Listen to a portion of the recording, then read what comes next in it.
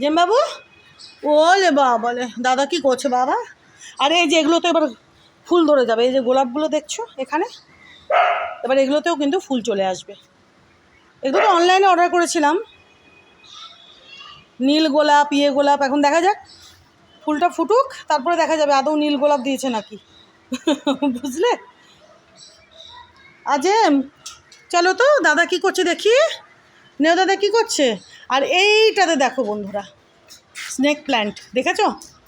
দেখো কিভাবে, দেখো টপ ফুটো করে এদিকে চারা বেরিয়েছে। এত বাড়ে না, এই যে দেখো, এই যে দেখো, দেখেছো?